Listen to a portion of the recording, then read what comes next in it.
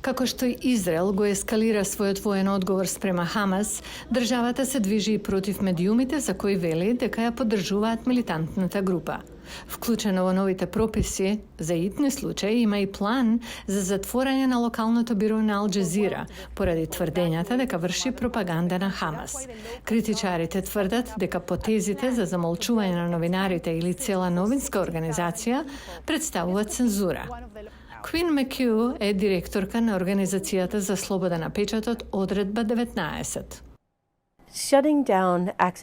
Исклучувањето на пристапот до информации и легитимната новинска агенција како Ал Джазира никогаш не треба да се сватат несериозно, а тоа е загрижувачки чекор за губење на веродостоен извор на вести. Информацијскиот јаз што би го имал и што би испратило пошироко до публиката ширум светот и на Блискиот Исток. Конфликтот меѓу Израел и Хамас е преполн со дезинформации и лажни вести за војната. Лажните наративи се истакнати особено на интернет преку социјалните медиуми. Наблюдувачите на медиумите велат дека улогата на новинските организации за разоткривање на дезинформациите е критична и дека ниту еден глас не треба да се замолчи. Комитетот за заштита на новинарите и другите медиумски застапници го повикуваат Израел да не презема таков драстичен чекор. Американскиот јавен радиодифузен сервис NPR има тим од 8 новинари на теренот кои известуваат за војната.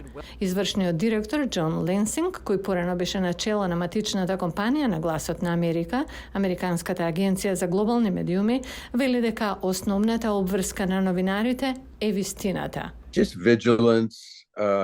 Само будност, разбирање дека се што имате е кредибилитет, без разлика дали тоа е Гласот на Америка, NPR или Нью Йорк Таймс. Се што го загрозува кредибилитетот на она што луѓето го читаат или гледаат е неуспешно и секогаш мораме да ја ставаме нашата публика на прво место. Right in the middle of Gaza City.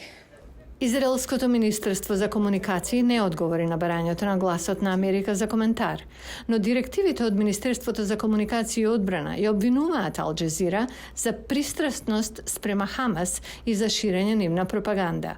Израел вели дека го смета известувањето на Ал Джазира за закана за нивната национална безбедност, за војниците и за цивилите.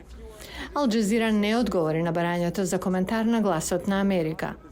Во објавениот етички кодекс делумно се наведува дека нивните новинари мора да се придржуваат до вредностите на правичност и независност. Некои медиумски наблюдувачи велат дека Ал Джазира не е новинска организација која шири дезинформации. Тие се способни да обезбедат многу интересна, избалансирана и единствена перспектива. Затворањето на таа агенција и нивното отстранување би било многу застрашувачки чекор за слободата на изразување во медиумите и во регионот, што би ги отворил вратите за други видови ограничувања и репресии.